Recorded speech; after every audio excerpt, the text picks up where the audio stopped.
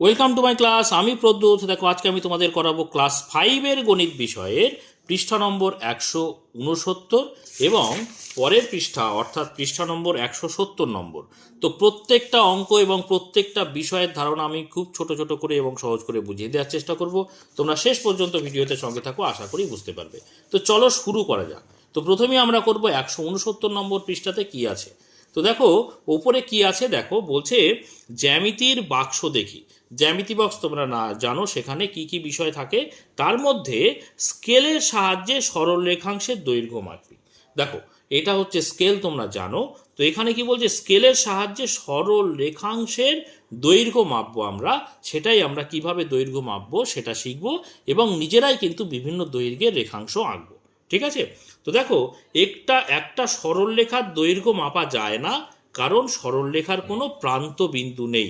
দেখো এখানে প্রান্ত বিন্দু নেই, প্রান্ত বিন্দু, সরল রেখার কিন্তু কোনো প্রান্ত বিন্দু নেই। কারণ দেখো এখানে সরল রেখার প্রান্ত বিন্দু নেই কেন, দেখো আমি এখানে এর আগের ভিডিওগুলোতে কিন্তু দেখিয়েছি সরল রেখার বিষয়টা। এটা ধরো সরল রেখা, নাম দিলাম এ বি সরল রেখা, এবং দুদিকে কিন্তু দুটো তীর চিহ্ন থাকে।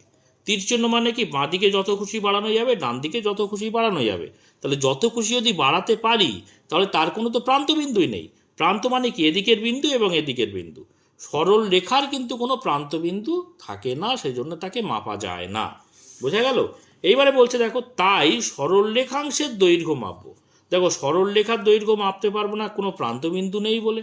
তাই সরল রেখাংশের, সরল রেখাংশ মানে কি, এই সরল রেখা থেকে আমরা যদি বলি, দেখো এই দুটো বিন্দু নিলাম, এটা হচ্ছে এ আর একটা বি। আমি যদি এটা যুক্ত করি, দুটো নির্দিষ্ট বিন্দু, কিন্তু দুটো নির্দিষ্ট বিন্দু মানে উভয় ক্ষেত্রেই কিন্তু এ একটা প্রান্তবিন্দু আছে, আবার বি ক্ষেত্রে একটা প্রান্তবিন্দু আছে। তাহলে এই এ বি এটা হচ্ছে কিন্তু সরল রেখাংশ। আগেরটা ছিল সরল রেখা, আর এটা কিন্তু সরল রেখাংশ। রেখাংশ, ঠিক আছে। সরল রেখা বা শুধু রেখাও বলতে পারি, একই বিষয় কিন্তু। বা সরল রেখাংশ বা শুধু রেখাংশ, ঠিক আছে। তাহলে সরল রেখাংশের ক্ষেত্রে কিন্তু প্রান্তবিন্দু থাকে, সেজন্য এই রেখাংশটাকে মাপতে পারবো আমরা। ঠিক আছে। তারপরে চলো এখানে কি বলছে, এ বি সরল রেখাংশের দৈর্ঘ্য স্কেলের সাহায্যে মাপবো। দেখো এখানে স্কেলের সাহায্যে কিভাবে মাপতে হয় তোমাদের দেখাচ্ছে। যখনই আমরা স্কেলের সাহায্যে মাপবো তখন দেখো স্কেলটা আমি দেখাই। দেখো এই ওপরেরটা হচ্ছে ইঞ্চির দিক আর নিচেরটা হচ্ছে সেন্টিমিটারের দিক। দেখো এখানে হচ্ছে সেন্টিমিটারের দিক, ঠিক আছে। তো এই সেন্টিমিটারের দিক থেকে আমরা মাপবো সবসময়। তো দেখো এখানে শূন্য দেখতে পাচ্ছ, শূন্য থেকে কিন্তু আমরা ধরবো। কখনোই স্কেলের যে প্রান্ত রেখা, এই যে রেখা পর্যন্ত কিন্তু ধরবো না। যেখানে শূন্য শুরু হচ্ছে শূন্য থেকে মাপবো এবং পরপর আমরা দেখতে পারবো। এবং শূন্য থেকে 1 পর্যন্ত আবার ছোট ছোট অংশে 10 ভাগে ভাগ করা হয়েছে। বুঝতে পেরেছো? স্কেলটা তোমরা নিজের কাছে থাকলে ভালো করে খেয়াল করো। প্রত্যেকটা ভাগ, অর্থাৎ 0 থেকে 1, 1 থেকে 2, 2 থেকে 3, প্রত্যেকটা ভাগ কিন্তু আবার মাঝখানে ছোট ছোট করে 10টা করে ভাগ করা আছে প্রত্যেকটা ক্ষেত্রে। বোঝা গেল? আমরা কিভাবে স্কেলের সাহায্যে মাপবো কি সেটা আমরা বুঝলাম। এবারে নিজেরা যখন আঁকবো না, আরও সহজে ক্লিয়ার হয়ে যাবে তোমাদের কাছে। তো আমরা 169 পেজে আর কিছু দেখবো না, সরাসরি চলে যাবো 170 নম্বর পৃষ্ঠাতে এবং নিজেরাই কিন্তু আঁকবো। দেখো স্কেলের সাহায্যে এখানে 8.5 সেন্টিমিটার দৈর্ঘ্যে সরল রেখাংশ আঁকি। দেখো কি করে করছে। দেখো শূন্যতে ধরেছে এ বিন্দু, অর্থাৎ এখানে ধরেছে একটা বিন্দু নিয়েছে, আর 8.5, তাহলে দেখো 1 2 3 4 5 6 7 8, 8 ঘর গেছে। তারপরে 8.5 এবং 8 থেকে 9 পর্যন্ত মোট 10 ভাগে ভাগ করা হয়েছে। 0.5 মানে হাফ, তাহলে 5 ঘর গেছে। দেখো 1 2 3 4 5, মানে 7-এর পরে, এই 8-এর পরেও 5 ঘর, সরি এই যে 8-এর পরেও 5 ঘর, এই দেখো 5 ঘর, 1 2 3 4 5, 5 ঘর পর্যন্ত গিয়ে এই পর্যন্ত দাগ টেনেছে। বুঝতে পেরেছো? তাহলে 8.5 এইভাবে আঁকতে হয়। এবারে আমরা নিজেরা করব, খেয়াল করো, নিজে করি জায়গাটা কি বলছে। 1 নম্বর দাগে স্কেলের সাহায্যে 9 সেন্টিমিটার দৈর্ঘ্যের সরল রেখাংশ অঙ্কন করি। দেখো 9 সেন্টিমিটার আমরা এইভাবে আঁকবো। দেখো তাহলে 1 নম্বর দাগের নিজে করি, 1 নম্বর দাগের অঙ্কটা করছি, 9 সেন্টিমিটার আঁকবো, তাই তো। তাহলে স্কেল নেব, স্কেলে দেখো এইটা হচ্ছে সেন্টিমিটারের দিক বলেছি, তাহলে 9 সেন্টিমিটার নেব। তাহলে প্রথমে কোন দিক থেকে শুরু করব বলো তো? প্রথমে শূন্য থেকে শুরু করব, বারবার বলছি কিন্তু স্কেলের এই যে প্রান্তরেখা এখান থেকে শুরু করব না, একদম মাথা থেকে শুরু করব না, যেখানে শূন্য সেখান থেকে শুরু করব। তাহলে এখানটায় খেয়াল করো শূন্য কই, এই যে হচ্ছে শূন্য বা জিরো, ঠিক আছে? জিরো থেকে শুরু করে 9 সেন্টিমিটার মানে কই, দেখো 7, 8, এই 9, তাই না? তাহলে 9 মানে এখানে আমরা একটা বিন্দু দেব, দেখো দুটো বিন্দু পেলাম না, একটা শূন্যতে আর একটা এই 9, বুঝতে পেরেছ? তাহলে এখান থেকে আমরা যদি এইভাবে টেনে দিই তাহলে 9 সেন্টিমিটার বা 9 সেন্টিমিটার আমরা কিন্তু রেখাংশ পাবো। দেখতে পাচ্ছ এখান থেকে এই পর্যন্ত 9 পর্যন্ত গেছে। ক্লিয়ার হয়েছে আশা করি? তাহলে আমরা এখানটায় লিখব, এটা রেখাংশ টানতে বলেছিল 9 সেন্টিমিটার। আমি প্রত্যেকটা ক্ষেত্রে যখনই ছবি আঁকবে বারবার বলছি নাম দেবে। তাহলে এখানে একটা বিন্দু, এখানে একটা বিন্দু, নাম দিয়ে দাও, এটা এ আর উপরেরটা হচ্ছে বি। আর এটা কতটা টানলাম? 9 সেন্টিমিটারকে শর্টে আমরা সেমি লিখলাম, ঠিক আছে? এবার আমরা কিন্তু 2 নম্বর দাগের ছবিটা আঁকবো। কি বলছে ভালো করে খেয়াল করো। 2 নম্বর দাগের বলছে স্কেলের সাহায্যে 6.7 সেন্টিমিটার দৈর্ঘ্যের সরলরেখাংশ অঙ্কন করি ও সরলরেখাংশটির নাম দিই। আচ্ছা, এখানে 9 সেন্টিমিটার বাংলায় দেওয়া ছিল, আমি এখানে ইংরাজিতে লিখেছি, আমি এখানটায় বাংলাতে করে দিলাম, ঠিক আছে? আচ্ছা, এবারে তাহলে 6.7 সেন্টিমিটার, তাহলে 6.7 সেন্টিমিটার কীভাবে নেব? দেখো এখানে 6.7 সেন্টিমিটার আমরা প্রথমে শূন্যতে একটা পয়েন্ট নেব, দেখো শূন্যতে বা জিরোতে একটা পয়েন্ট নেব। এবারে 6.7, তাহলে দেখো এই যে হচ্ছে 6 আর তারপরে 7, তার মাঝখানে আরও 10টা ছোটো ছোটো দাগ আছে না, ছোটো ছোটো ঘরে ভাগ করা আছে। তাহলে 6.7 মানে কি, আমরা 6 পর্যন্ত আসবো, তারপরে আবার 7 ঘর নেব। দেখো তোমরা খুব ভালো করে খেয়াল করো, প্রত্যেকটা দাগ 1 লেখা আছে, 1, 2, 3, 4, 5, 6, 7, দেখো এই হচ্ছে 7। তাহলে 7 ঘর পর্যন্ত গিয়ে আমরা আর একটা পয়েন্ট নিলাম, বুঝতে পেরেছ? তারপরে দুটো পয়েন্ট আমরা এইভাবে যুক্ত করে দিলাম, দেখতে পেয়েছ? তাহলে এই 6 পর্যন্ত এসে 7 ঘর গেলাম, আবার ছোট ছোট দাগ পর্যন্ত গিয়ে আমরা দুটো পয়েন্ট যুক্ত করে দিলাম। তাহলে নাম দিই, এটাও নাম দিয়ে দিলাম, ধরো এটার নাম দিলাম পি, এটার নাম দিলাম কিউ। আর এটা আমরা কত সেন্টিমিটার এঁকেছি? 6.7 সেন্টিমিটারকে শর্টে আমরা সেমি লিখলাম, ঠিক আছে? এবারে আমরা 3 নম্বর দাগের ছবিটা আঁকবো। দেখো 3 নম্বর দাগের কি বলছে? 3 নম্বর দাগের বলছে স্কেলের সাহায্যে 9.5 সেন্টিমিটার দৈর্ঘ্যের সরলরেখাংশ অঙ্কন করি ও সরলরেখাংশটির নাম দিই। তাহলে আমরা এবারে 9.5, তো দেখো খুবই সহজভাবে আঁকবো। আমরা স্কেল নেব, দেখো সেন্টিমিটারের দিক নিলাম, ঠিক আছে? এবারে দেখো আমরা শূন্যতে বা জিরোতে একটা পয়েন্ট নেব প্রথমে। এবারে 9.5, দেখো এই 7, 8, 9, 9.5 মানে কি, 9 গোনার পরে আরও 5 ঘর ছোট ছোট দাগ যাব। দেখো 1, 2, 3, 4, 5, এই যে মাঝখানে একটা একটু বড় মতো দাগ আছে না, ওইটা হচ্ছে 5। তাহলে 9.5 হচ্ছে এই জায়গাটা, দেখতে পাচ্ছ? এখানে একটা পয়েন্ট নেব। এবারে এই দুটো পয়েন্ট আমরা কি করব? যুক্ত করে দেব, ঠিক আছে? বুঝতে পেরেছ? তাহলে আমি নাম দিই, দেখো এটার নাম দিলাম, আলাদা আলাদা নাম দিচ্ছি, MN। আচ্ছা, এটা কত আঁকলাম?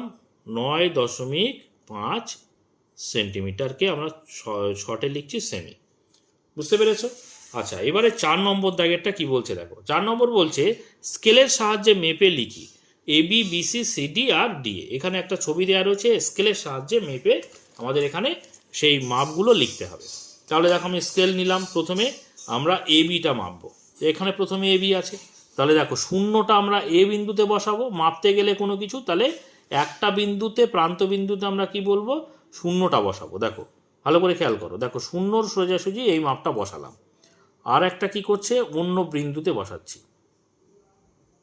অন্য বিন্দু কত দূর যাচ্ছে আমরা দেখব, ঠিক আছে? দেখে নাও এখানে, দেখো ভালো করে নিজেরাই, দেখো শূন্য থেকে 1, 2, 3, তারপরে কিন্তু আরও কতটা এসছে ভালো করে খেয়াল করো, আরও কতটা এসছে, দেখো 3, তারপরে 1 ঘর এসছে, এই দেখো 1 ঘর এসছে, 3-এর পরে 1 ঘর, তাহলে 3.1, ঠিক আছে? তাহলে এখানটায় লিখি 3, আচ্ছা 3.1 লিখি, বাংলাতে লিখছি 3.1, 3.1 সেন্টিমিটার। ঠিক আছে, এবারে চলো বিসি। বিসি কই, এই যে হচ্ছে বিসি।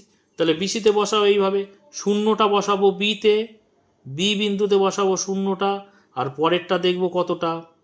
দেখো ভালো করে, দেখে শূন্যতে বসিয়ে 1 2 3, তারপরে 4 পর্যন্ত যায়নি কিন্তু, তারপরে কত হয়েছে দেখো, ছোট ছোট দাগ 1 2 3 4, তাহলে 3 গিয়ে আবার ছোট দাগ 4, মানে 3.4 বা 3.4। তাহলে এখানে আমরা লিখব 3.4 সেন্টিমিটার। এবারে সিডি। সিডি মানে এই যে রেখাটা দেখো, তাহলে সিডি আমরা এইভাবে যে কোনো একটা বিন্দুতে আমরা এইভাবে, ধরো ডি বিন্দুতে আমি শূন্যটাকে বসাচ্ছি, ভালো করে খেয়াল করো, দেখো শূন্যটা ডি বিন্দুতে বসাচ্ছি, বসিয়ে অপর বিন্দুটা দেখব কত মাপ দিচ্ছে আমাদের। এখানে দেখতে পাচ্ছ, এখানে 1 2 3, তারপরে আবার 0.1, মানে তারপরে আবার ছোট দাগ 1 এসছে, তারপরে 3.1, তারপরে সিডি কিন্তু 3.1 চলে এসছে। এবারে আমরা এডি মাপব। দেখো এডি বা ডিএ, তাহলে আমরা এইভাবে এ বিন্দুতে বসাই শূন্যটাকে, তারপরে দেখব আমরা কত দেখাচ্ছে ডি বিন্দু। দেখো এখানে 1 2 3, তারপরে দেখো ছোট দাগ 4 ঘর পর্যন্ত গেছে, তাই না, তার মানে 3.4। তাহলে এখানে লিখব 3.4 সেন্টিমিটার। আশা করি বুঝতে পেরেছো কিভাবে আমরা রেখাগুলোকে মাপি। আচ্ছা, এবারে 5 নম্বর দাগের কি বলছে দেখা যায়। 5 নম্বর দাগের বলছে এবার নিচের সরল রেখাংশগুলির দৈর্ঘ্য পরিমাপ করি। তো এখানে একটা ত্রিভুজের ছবি দেওয়া রয়েছে দেখতে পাচ্ছ, আর A B BC R C এ কত মাপ আমরা ঠিক ওপরেরটার মতো করে মাপবো। প্রথমে হচ্ছে এ বি, তাহলে এ বি বা বি এ আমরা এইভাবে মাপবো। বি বিন্দুতে যে কোনো একটা বিন্দু, হয় এ বি এ বিন্দু অথবা বি বিন্দু, যে কোনো একটাতে আমরা শূন্যটাকে বসাবো। দেখো এইভাবে শূন্যটাকে বসাচ্ছি বি বিন্দুতে, দেখতে পাচ্ছ। এবার অপর বিন্দু কত দূর এসছে ভালো করে খেয়াল করো। দেখো এখানে দেখো 6 দাগ এসছে না, তাহলে 6 পয়েন্ট, ছোট দাগ কত দূর এসছে 6 পয়েন্ট, এখানে দেখো 2 1 2 2 নম্বর, তাহলে এটা হচ্ছে 6.2 সেন্টিমিটার। এবারে দেখো বিসি। বিসি মানে এই ডান দিকেরটা, চলো ডান দিকে বি বিন্দুতে আমি বসাচ্ছি শূন্যটাকে।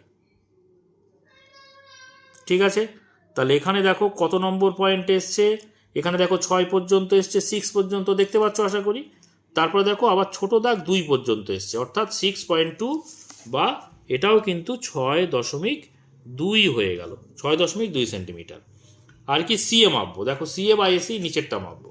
তাহলে নিচেরটার ক্ষেত্রে কি করব আমরা, এই দেখো এ বিন্দুতে আমি শূন্যটাকে বসাচ্ছি, আর সি বিন্দু কত দূর মেপে দেখছি। তাহলে দেখো এখানে কত হচ্ছে ভালো করে খেয়াল করো তো, দেখো এখানে 5 পর্যন্ত চলে এসছে, 6 পর্যন্ত পুরো যায়নি। 5-এর পরে এই 5 ঘর এসছে 6 7 8, দেখো অর্থাৎ 8 পর্যন্ত, ছোট দাগ 8 পর্যন্ত এসছে, অর্থাৎ 5.8 বা 5.8, যদি আমরা বাংলায় লিখি 5.8 সেন্টিমিটার। এবারে এখানে খেয়াল করো এ বি আর বিসি কিন্তু একই, এই এটার আর এটার দৈর্ঘ্য একই, মানে এইটা কি ধরনের একটা ত্রিভুজ হলো বলো তো, সমদ্বিবাহু ত্রিভুজ হয়েছে, তাই না। দুটো বাহু যেহেতু সমান, সমদ্বিবাহু ত্রিভুজ পেয়েছে। আশা করি বুঝতে পেরেছো এই পর্যন্ত কিভাবে স্কেলের সাহায্যে মাপ নিয়ে সরল রেখাংশ টানতে হয়, বা সরল রেখাংশ টানা থাকলে কিভাবে সেটাকে মাপতে হয়, তোমাদের মধ্যে ক্লিয়ার হয়েছে আশা করি। ঠিক আছে, দেখো এখানে শিখন সমর্থী কি বলছে, স্কেলের সাহায্যে সরল রেখাংশের দৈর্ঘ্য মাপার ধারণা গঠন কিন্তু এই অংশের মধ্যে আমরা শিখলাম, তাই না। তো এর পরের ভিডিওতে কিন্তু আমরা 171 নম্বর পেজ থেকে যে অঙ্কগুলো আছে সেই অঙ্কগুলো পরপর করতে থাকবো। তোমরা সেই সমস্ত অঙ্ক যদি পেতে চাও অবশ্যই চ্যানেলটিকে সাবস্ক্রাইব করে নিয়ে সঙ্গে থেকো। আর আজকের ভিডিওটি ভালো লাগলে অবশ্যই একটা লাইক করে দিও, কমেন্ট করো, বন্ধুদের মধ্যে শেয়ার করে দিও। আর শেষ পর্যন্ত ভিডিওতে সঙ্গে থাকার জন্য সকলকে অসংখ্য ধন্যবাদ।